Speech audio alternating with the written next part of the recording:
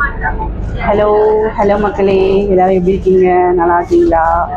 So இன்னைக்கு வந்து Onam special. இங்கே துபாயில் ஓணம்லாம் ரொம்ப நல்லா போயிட்டுருக்கு.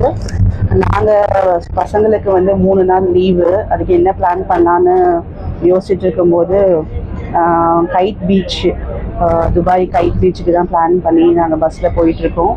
பஸ்ஸில் ஏறிட்டோம். பஸ்ஸில் போகும்போது நான் ரொம்ப நாளாக உங்களுக்கு ஒரு கார்டை பற்றி எக்ஸ்பிளைன் பண்ணணும் அப்படின்னு நினச்சிக்கிட்டே இருந்தேன். திஸ் இஸ் நூல் கார்டு.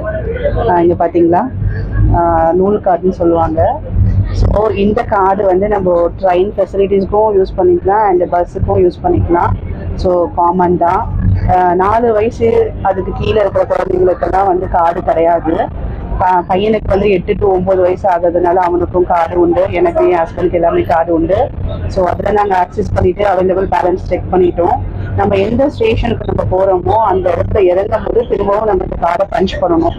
உள்ளே ஏறும்போது கார்டை பஞ்ச் பண்ணணும் அண்ட் எக்ஸிட் ஆகும்போது கார்டை பஞ்ச் பண்ணணும். உள்ளே ஏறும்போது பஞ்ச் பண்ணும்போது அவைலபிள் பேலன்ஸ் எவ்வளோன்னு காட்டும். இறங்கும் போது நம்ம எவ்வளோ தூரம் ட்ராவல் பண்ணணுமோ அதுக்கான காசை வந்து டிடக்ட் பண்ணிடுவாங்க. நம்ம மைனஸில் காட்டிடும். ஸோ அந்த அமௌண்ட்டை நம்மளுக்கு எடுத்திருப்பாங்க.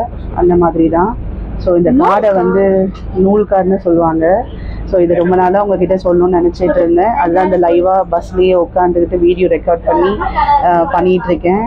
ஸோ இப்போ வந்து இந்த விஷயம் சொன்னதுக்கு அப்புறமா நான் பீச் போய் அங்கே என்னென்ன ஃபெசிலிட்டிஸ் இருக்குது அப்படின்றத நான் எக்ஸ்பிளைன் பண்ணிவிட்டு உங்களுக்கு அடுத்தடுத்த வீடியோவில் போடுறேன். எல்லாம் மறக்காமல் பாருங்கள். Okay, thank you so much. Bye bye.